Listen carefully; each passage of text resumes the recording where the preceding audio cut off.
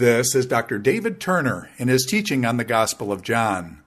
This is session number 4, John's Testimony and Jesus' First Sign in Galilee. John chapter 1, verses 19 through chapter 2, verse 12.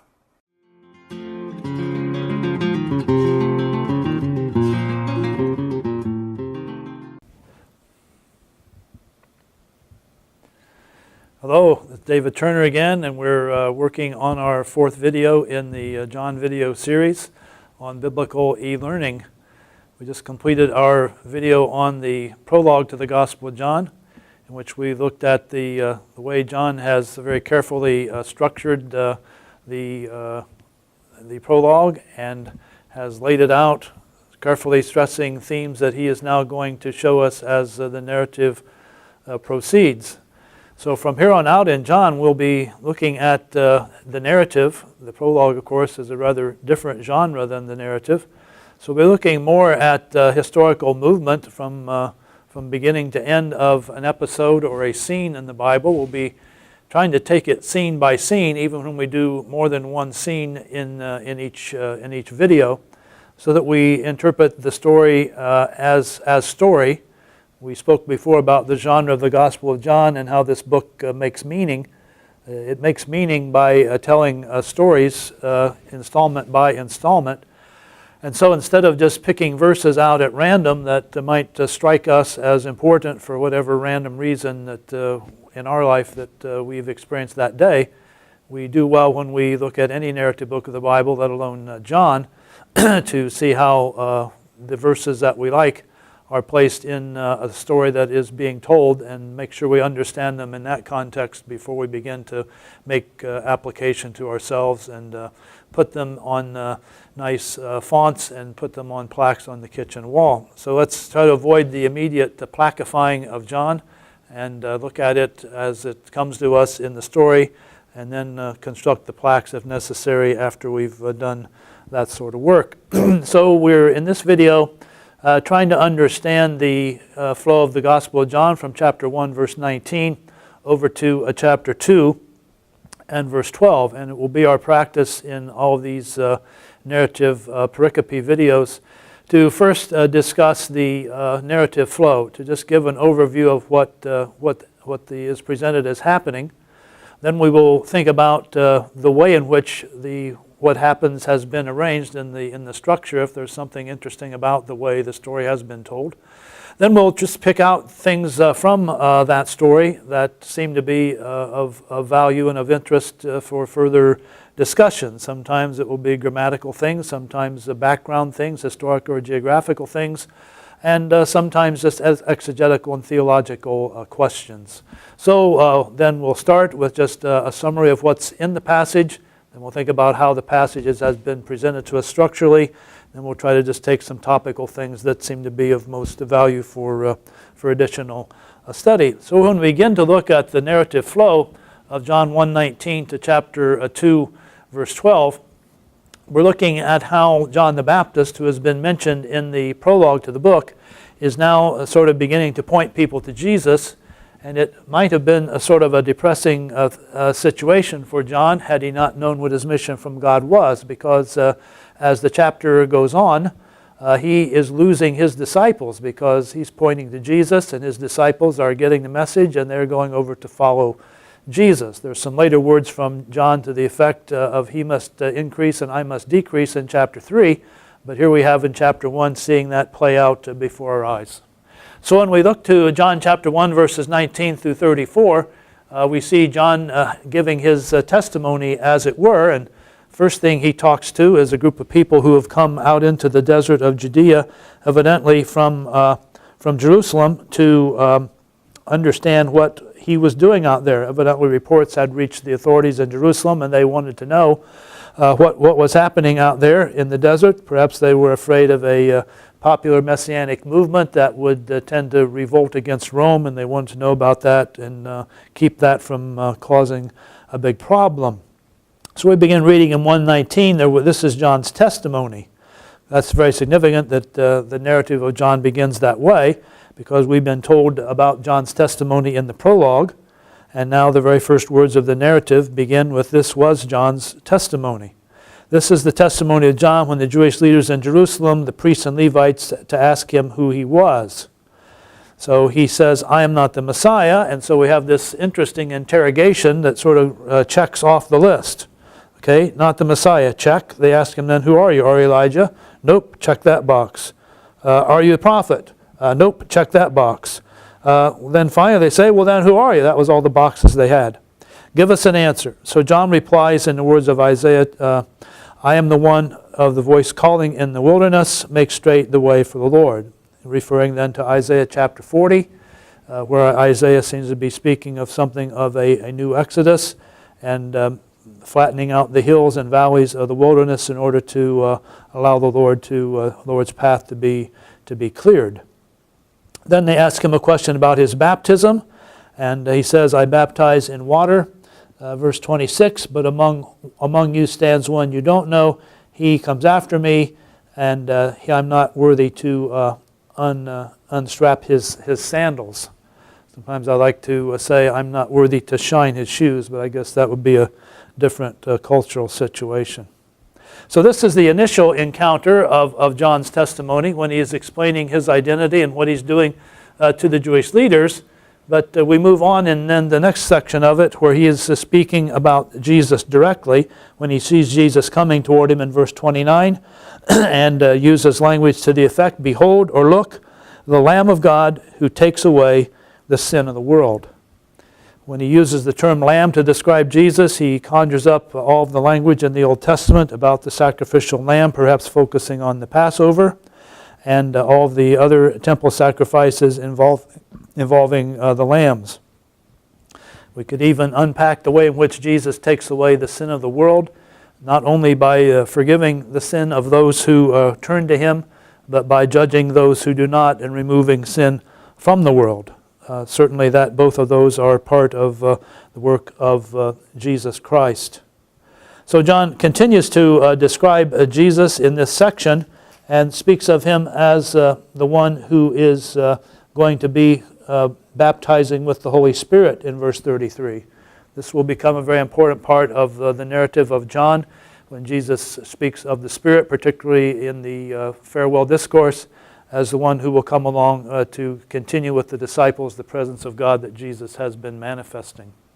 So John's testimony to Jesus is that he is the Redeemer, he is the Lamb of God, and he knows who Jesus is, this person, because the Spirit is the one who comes down upon him, verse 33, and remains. I think the idea that the Spirit comes down and remains upon him is a crucial point there.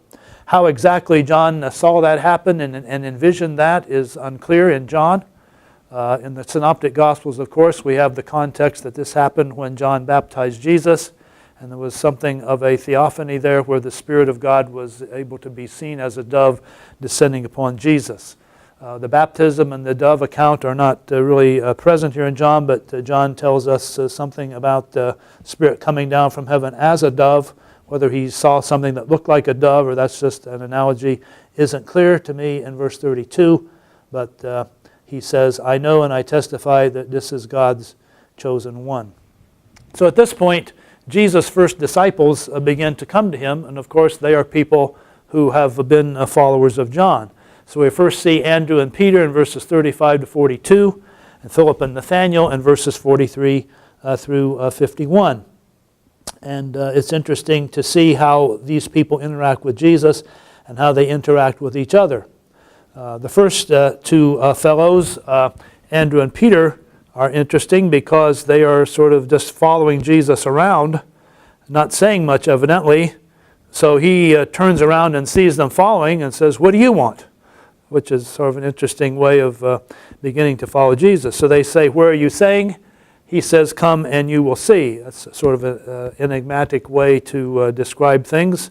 And come and you will see more than you realize, I'm sure. As the chapter ends, and Jesus is speaking to Nathanael in chapter 1, verse 51, he says, "If you are surprised that I was able to understand you were under a fig tree when you made your comment about nothing good coming out of Nazareth, you haven't seen anything yet. You will see heaven open and the angels of God ascending and descending on the Son of Man.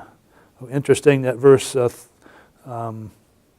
39, come and you will see, sort of anticipates verse 51. So we have then the first two people, Andrew and Peter, and then we have Philip and Nathanael in verse 43 and following. The next day Jesus decided to leave for Galilee. Finding Philip, he said to him, follow me. Philip, like Andrew and Peter, was from the town of Bethsaida. When Philip found Nathanael and told him, we have found the one Moses wrote about in the law, about whom the prophets also wrote, Jesus of Nazareth, the son of Joseph. Nathanael's reply was very interesting. He basically said what came to his mind and didn't sugarcoat it a bit. He exclaimed, Nazareth, can anything good come from there? And Philip said simply, come and see, reiterating pretty much in verse 46 what Jesus had said to him in verse 38. So Jesus sees Nathanael approaching, saying, here is truly an Israelite in whom there is no guile. And somehow Nathanael realized that when Jesus said that, he looked right into his heart and understood who he was, and implied even that he had heard him say what he had said about Jesus. Nathanael says, how do you know me? Jesus says, I saw you while you were still under the fig tree before Philip called you. This is enough for Nathanael to say, Rabbi, you are the Son of God, you are the King of Israel. And Jesus essentially says to him, an expression we hear in the pop culture all the time, you ain't seen nothing yet. And by the last words here in chapter 1, verse 51, he sort of goes back to the book of Genesis and describes the experience of Jacob in the book of Genesis. So we have then Jesus' first disciples, Andrew and Peter, Philip and Nathanael. We should probably also mention here something we neglected a moment ago, which is to say Jesus refers to Peter in verse 42. Jesus looked at him and said, you are Simon, son of John. You will be called Cephas, which Aramaic, evidently Kepha, is related to the Greek word Peter, by which we are going to hear him described later on in this gospel. So having now received his first disciples, we're now told that Jesus is invited to a wedding feast in Cana of Galilee, and there is an embarrassing problem there, which leads him to do his first miracle, his first sign. The mother of Jesus comes to him and says they don't have any wine, they've run out of wine.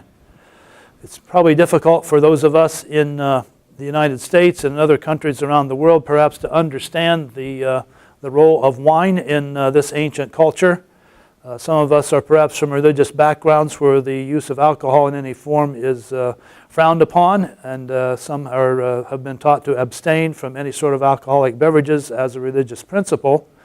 Others are only too well aware of the damage that alcoholism can cause in families and in communities. In ancient times, particularly in Israel, neither of these views of alcohol would be that well known, because alcohol, wine, was simply a matter of subsistence. So you can have a vineyard and have grapes, and you can eat all you want, but you can't eat them fast enough, and you can't really preserve them very well, so you make wine. And so you subsist on that, and you mix it with water. You don't drink it straight in ancient times. So having a running out of wine at a big religious marriage feast in that day was a very embarrassing thing to the host of the feast, to the family, particularly to the father of the bride if he was hosting, or the bridegroom, whoever was hosting the feast. So when Mary comes to Jesus and says they have no wine, it's not so simple as to go down to the convenience store and buy a new box or whatever. You have to go to the next village or whatever to get it, or you can't make it from scratch, obviously, very quickly.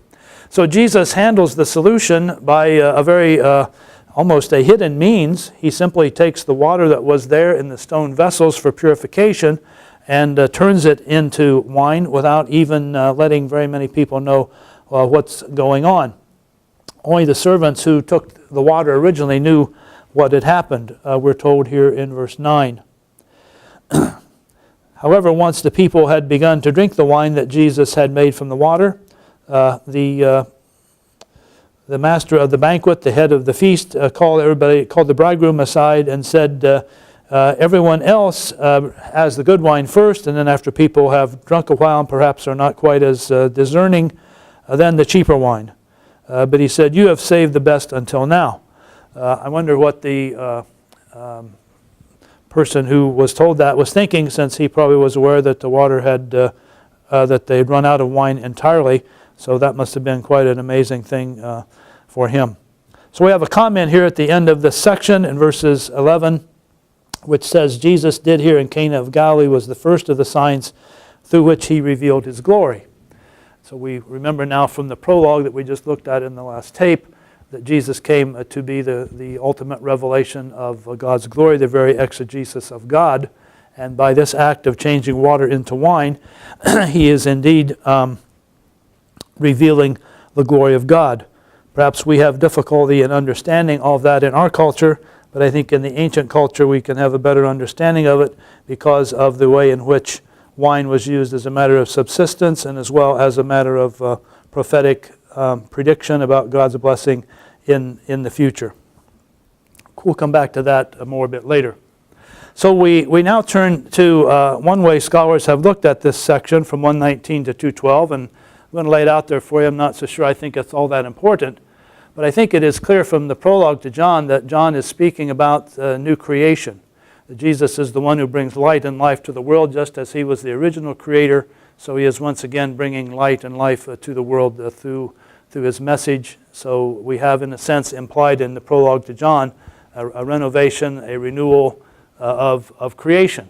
Some take that view and then say what we have then in chapter 119 through 212 is we have the 7 days of the new creation. So 119 through 28 would be a day. Then we have the next day, second day, third day, fourth day, and then on the third day after that, 4 plus 3 equals 7. So the wedding feast at Cana of Galilee then would have been the end of that first week, I guess you'd say, 7 days of new creation. I'm not so sure that I think this is a big deal, but there are those who study John who think it is. So I bring it to your attention for your own study if you care to look at it later. Some geographical details. We have high priests from Jerusalem, representatives from them at least, visiting John out in the wilderness. And we have the reference to Bethany across the Jordan, to Galilee, to Bethsaida, Capernaum, and Cana. So here is the wine feast, the wedding feast up here at Cana of Galilee. The representatives from Jerusalem are coming up here to visit John earlier on. Where John ministered is a matter of some controversy. Some think that John ministered just to the northeast of the Dead Sea. Others think that he ministered up in the area here of the Yarmuk River on the east side of the Jordan. And we'll talk more about that later when Jesus comes back to this area at the end of John chapter 10. So those areas are implicated, as is reference to the village of Bethsaida, which is sort of at the north, slightly to the east side of the Sea of Galilee. Also references to Capernaum, which is on the northwest side of, did I say the Dead Sea? The Sea of Galilee. And also, of course, Cana, the village of Cana. So that's the geographical implications of the text. So we have images of places that very well may be Cana of Galilee in ancient times, although there is some debate about that. It's a village about 3 miles northeast of Nazareth. It's traditionally been associated with the Cana of Galilee. You can see that it derives its name, Kfar Cana, probably from the New Testament. So in this town there is a place that they actually call the wedding church. And on the wedding church here on the balcony, you have a nice Latin inscription. They were giving a wedding in Cana of Galilee, and the mother of Jesus was there. So that's the caption for the statue there of them. So in the basement of that church, there is an interesting old stone vessel which has been turned into a shrine for prayer. And so people will leave their prayers in a rack there on top. I have no idea whether archaeologists have checked out this old stone vessel to determine whether it has anything to do with the type of vessel that would have been used in John chapter 2. The vessels were made out of stone because according to rabbinic law, stone did not acquire ritual impurity, and it could be kept much longer. Pottery vessels would have to be broken, thrown away if they had acquired any sort of ritual impurity. In another church in Cana of Galilee, there is a similar vessel. This is a Greek Orthodox church. The previous one was a Roman Catholic church. But you see another situation there. So tourists to what may very well be Cana are shown a couple of different places which have relics from the time of Jesus. Perhaps, who knows? I don't. We also have Capernaum implicated here in the text. So here's an aerial view of Capernaum just after the excavations in 1972. The octagonal structure here is the location traditionally where an ancient memorial was built over lower ruins yet, which supposedly were the house of Peter. The tradition of that going back to the early centuries. To the right of it here is what is sometimes called the White Synagogue, the synagogue at Capernaum. As we know from the Gospels, Jesus spent much time in the synagogue at Capernaum. However, the synagogue that we see today in the ruins is from the 3rd or 4th centuries, and the best that we could hope for would be that this synagogue is perhaps built upon the foundation of a previous synagogue where Jesus ministered. This is looking more from the north at the bottom toward the south a bit, and here's you can see the earlier rectangular stone walls over which the octagonal memorial structure was built to Peter in ancient times. And this would be the synagogue here, and the rest of the village would be in between. More of a close-up there of the traditional St. Peter's house. Some person has attempted to show what that might have looked like before all the secondary memorials were built upon it. Since those pictures were taken, a Roman Catholic church has been built over the top of the house of Peter, the traditional house of Peter. As you can see, they have restored somewhat the synagogue with building blocks that they have recovered on site and put them back where they were originally. So if you view Capernaum today, you go to Israel as a tourist, you have to go into the church here with these steps right here. Once you get inside the church, the center is open. You can look down upon the traditional house of Peter there in Capernaum. Interesting there that some of the archaeological remains include a Star of David. I think one of the earlier ones that's ever been discovered, as long as an interesting portrayal of the Ark of the Covenant with wheels. But I don't think that was the way it was supposed to have been built according to the Torah. So when we think about John the Baptist and Jesus, moving then from the geography to the testimony of John, it's interesting to notice in detail what we were told about John in the prologue and how that plays out. We were told in the prologue John was not the light, and we're told in verse 15 that John was said, "He who comes after me was before me." So what he says in chapter 1 as the narrative begins very much plays into that. I am not the Christ. I simply baptize with water. Behold, someone else is the Lamb of God, not me. He upon whom you see the Spirit descend and remain is who you need to look for. Behold, the Lamb of God. The testimony of John is quite clear here, and we'll see more of it later on in chapter 3 and 5, and even as late in John as chapter 10. We have some very interesting messianic titles in John chapter 1. We could take this whole video series and just develop what these titles say, but it's amazing how many different ones are occurring here just in these early portions of the chapter. Jesus is called the Messiah. That would be the anointed one. We have some hints about that in the Old Testament, I think particularly in Isaiah 61 and Daniel chapter 9. John is asked if he is the prophet. That term, the prophet, probably refers to the text in Deuteronomy 18, where Moses is told that God will send another prophet like him, whose words need to be attended to by the people of Israel, and if they're not, there will be consequences. This expression, the prophet, comes up again in John chapter 6, after Jesus has fed the multitudes there. So this was a common way of thinking about a messianic figure, was the prophet who would come like Moses from Deuteronomy 18. Also, he is called the Lamb of God a couple of times in this chapter.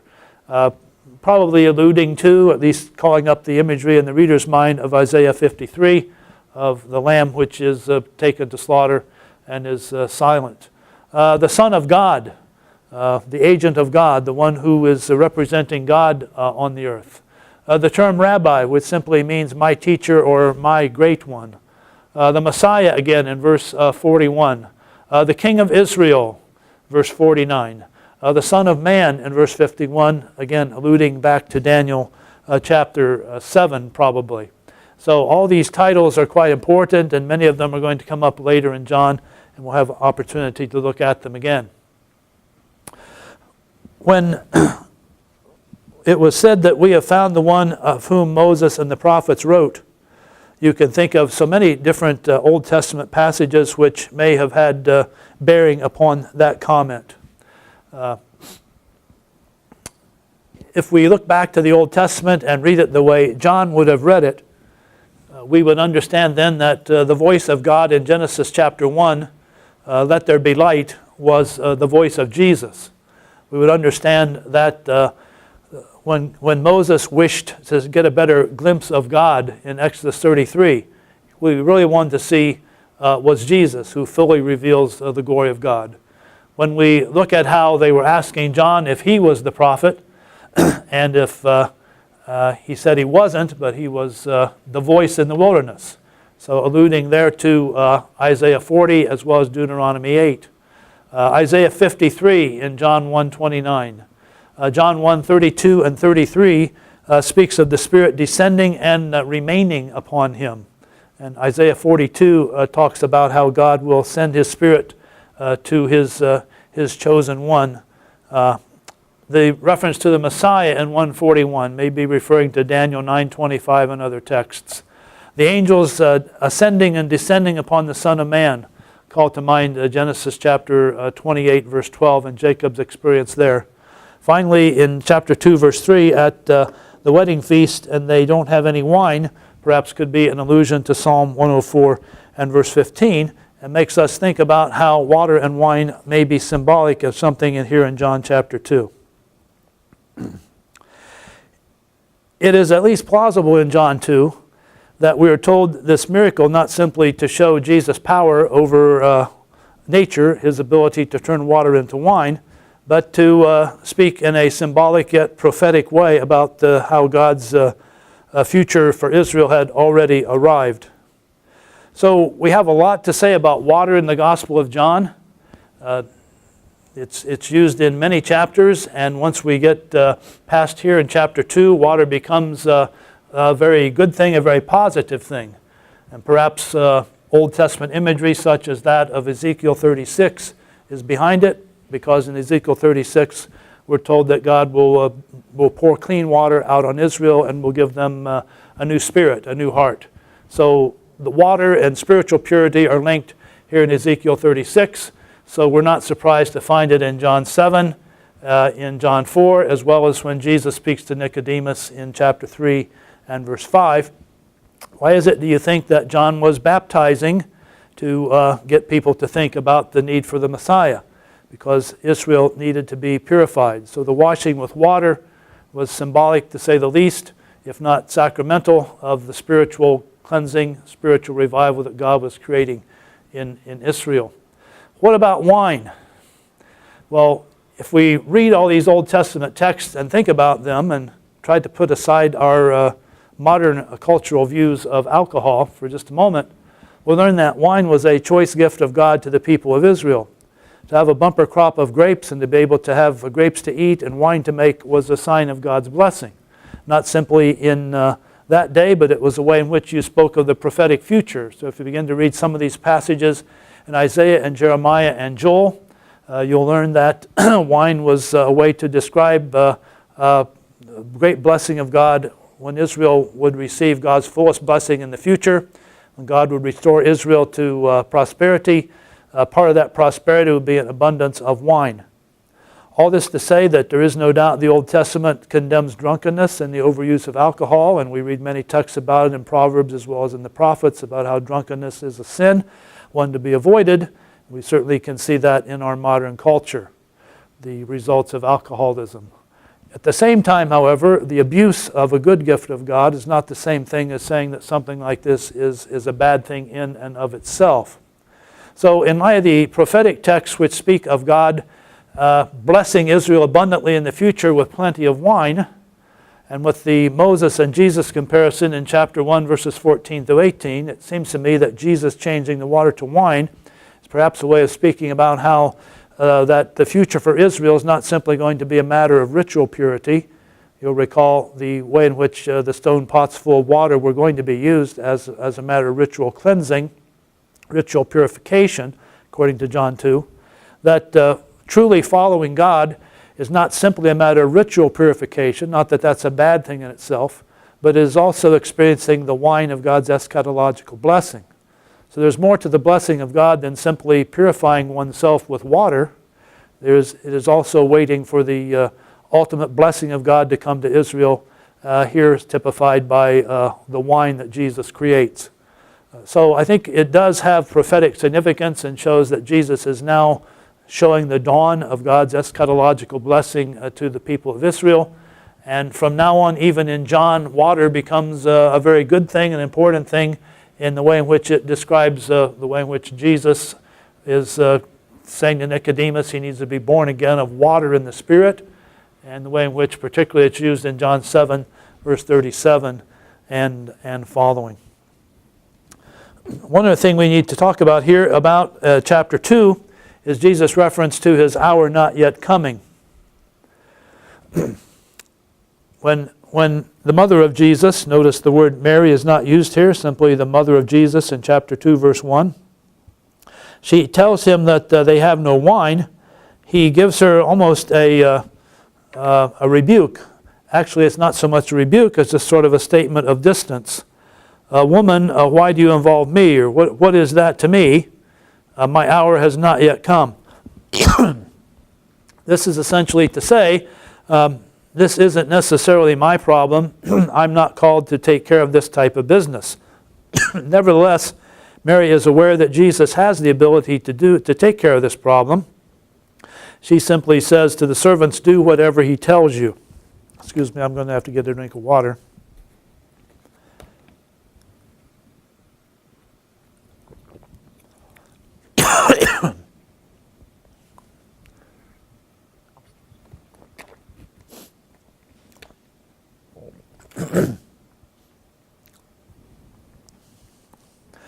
So when Jesus says to Mary, my hour has not yet come, I believe the point of that is to say, I'm not going to make a spectacular demonstration here of taking care of this problem, because my time, my hour, which in John, as we will see, speaks of the cross, of the redemption, and of the passion, and of Easter. It's not time for that yet, and if I begin to exercise miraculous powers in a very blatant way here, this will get the ball going too soon, and just things will snowball, and my hour has not yet come. So in a sense, this is a bit of a not exactly a rebuke, but saying to Mary, this isn't necessarily my problem. Taking care of this problem isn't necessarily something that the Father has for me to do at this moment. So then the story is told about how when Jesus does take care of the problem, he does so in a very inconspicuous way, so as not to cause a great response to it. Another drink of water.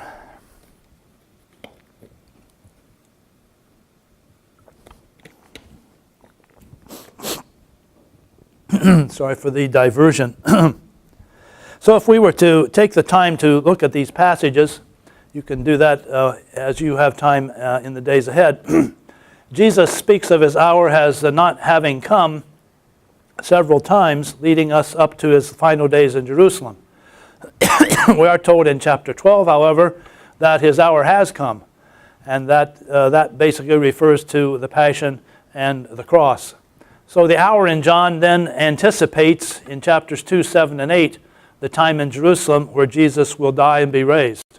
But the term hour is also used in John many places to describe the days ahead, God's eschatological future. An hour is coming and now is type of language. For instance, when he's speaking to the woman at Samaria, in John 4, and then also in John 5 and in chapter 16, as he's warning the disciples about the difficulties that they will face in the days ahead. He uses the expression, "an hour is not yet coming." So the hour in John needs to be looked at and carefully understood. In John 2:11, we're told that this was the first of Jesus' miraculous signs which he performed at Cana in Galilee. He revealed his glory, and his disciples put their faith in him. These words that we have emphasized here are all crucial words in John. So this first miracle that Jesus did gets us into understanding what is to come in terms of the signs of Jesus, the way they manifest his glory, and how this manifestation of his glory through the signs brings people to faith. So this is a key part of John's theology that we need to look at as we continue the study in the chapters that are to come. Thank you.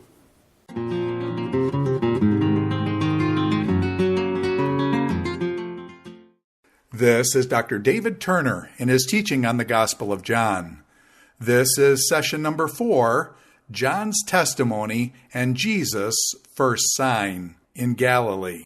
John chapter 1, verses 19 through chapter 2, verse 12.